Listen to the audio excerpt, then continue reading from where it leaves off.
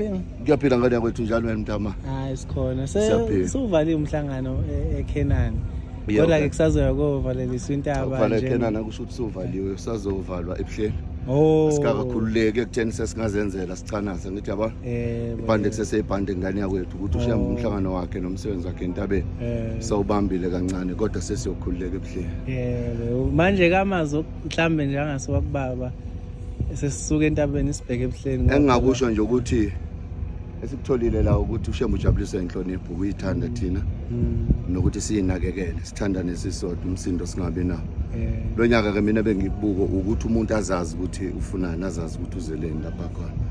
Engikubhekile mina kakhulu ukuthi kusuka enhlizweni sikuyeke okwamagqubu kwangonyaka odlule. Uma khona lapha kade sinyathelana khona kabi ake sijike manje kulonyaka sithi ake sifuneni sibheke phambili singabi nandaba nento eziningi mawuthi khona abantu abakhuluma ukuthila ukhumbula ukuthi inja ayikho ngodwa imoto emini kuyohlezi kukhona nawe uqobo lwakhe kuyohlezi kukhona kodwa unganaki beka phambili sikubhekile kuGod isihlala ngezwakala okugcina ke uzwile uhambo belunzima kanjani ngendlela esimama kodwa amaNazaretha akazange athi ngesalihamba azafike mfethu noma likanzima kanjani phela ngeke libe lula uhambo losizinenyembe sivele masibheke phambili njoba ngisho noma ngabe kuthiwa kwenzakalani sibheka phambili manje ushembe sesephambi kwethu unyazi silandela yena mfethu. So which life lesson should we draw from ubunzima experience le but we conquered at the end? So which life lesson should we draw from? Should ngamanye amagama sizothi masiqala sesihamba ngonyaka ozayo sekufanele sibuke lapho ukuthi izwi lokuqala lithini uthini ngithi uJehova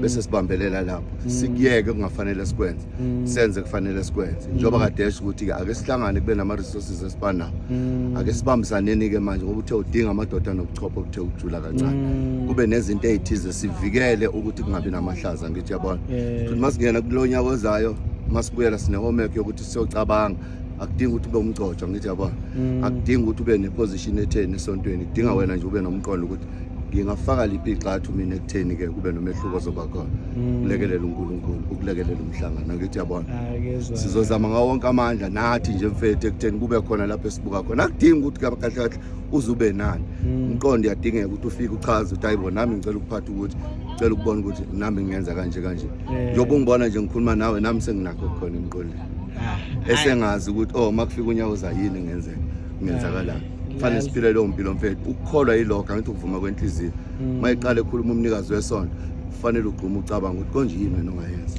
listen kokugcina ngcinayo manje baba ngiyazi kuyashisa kokugcina ngci uNkulunkulu esihamba naye uresourceful ngalendlela ukuthi ayikho into emhlulayo konjani kodwa sesambe sibuye sibe mhlambe experience ama obstacles here and there muzo ngexesha ukukhuluma sakhuluma mufuna mhlambe ukucathulisa ingane mhlambe esafika kulokho ukukholwa ngoba ezothi how la us-experience inkinga sebesihamba noNkulunkulu kusho ukuthini usuke ezama ukusifundisa noNkulunkulu ukukholwa kungena nqinamba kuphelele ngisho nasemandulo abantwana baseGibhithe bathi mabeyolwela ulwandle babe nengqinda babohlala abafikanga bonke kwakwenzeka kuqali ngathi lo hlezi kukhona mfethu ukukholwa ukuvuma ukuthi wazi ukuthi kuyohlezi ngasonke isikhathi kukhona ubunzima angeke ukholwa ungaqhuzuka angeke uNkulunkulu umbone ungaqhuzuka fanele ubone lapho ukuthi fanele kube khona ukusha fanele kube khona ukunetha fanele kube khona ukushayeka fanele kube khona ukukhala ukuze ubone ukuthi ulandela uNkulunkulu akukho okunye akukho ukuthi mosuthi yena uNkulunkulu phambi kwakho yonke into isihamba kahle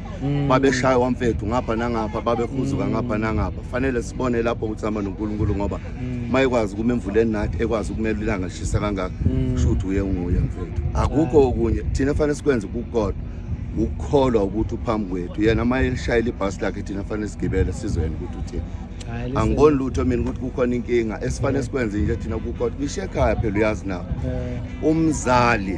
umzali akakwazi umzali ukuzenzela izinto noma ngaba nemali engakanani wena ngane kufanele ubone ukuthi yini ongalekelela ngayo naye angazenzela konke kodwa kufanele kube yithina sihluphayo ukuthi yini sikwenza okusho ukuthi usivulela izulu kahle yena kahle usivulela izulu usinika ikhiye usinika nje ikhiye ukuthi asivulele sekuzoba kithi ngoba akakwazi ukuthi asithathe ngenkani sifake izulu kona konke akushilo yena uchaza ukuthi lalelani nazi ikhiye nginivulela izulu yena uyaveza ufika kakhulu mina aveza njengoba ekhuluma indaba yama toilet ekhuluma ngendaba yani angakwenza ungagcwala ngisho yonke indawo kodwa unika thina isikhiye sokuthi sikwazi ukuthi sikwenze lokho khona sizobona umbusiso. Futhi usifundisa ukuthi sikwazi ukuyimela. Usifundisa ukuthi sikwazi ukuyimela, usifundisa sikwazi ukuzenzela izinto, usifundisa ukuthi sibe nezinto zethu angithi yabona. Usifundisa ukuthi sifane nabanye abantu abanezinto zababayimela. Kahle kahle usilethelana unyazi, usilethela ukuthi ey'ntweni zonke ekhona nathi makuthiwa singamaNazaretha kwaziwa ukuthi sinezinto zethu siyimela asiswele lutho.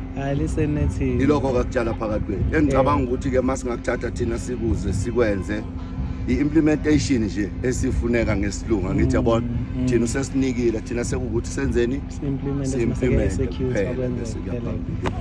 Listen nethi ngoba ngeke ngize kuthi into yenze esontweni iyanda izifikile nasekhaya. Futhi lethe intuthuko la ebandleni uyothola sekuthuthuka nekhaya lakho la isikhona ngane yakwethu asibonakala ngithi sigqoka ingubo sonke khona unjinela la mfethu kukhona udokotela khona yonke inhlobo yomuntu kufuneka umqondo wodwa ohlangana ngokukholwa ngithi yabona bese kuphumani ke emva kwalokho into eqondile kuma indaba enkulu emva kwalapho emva kwalokho yabona.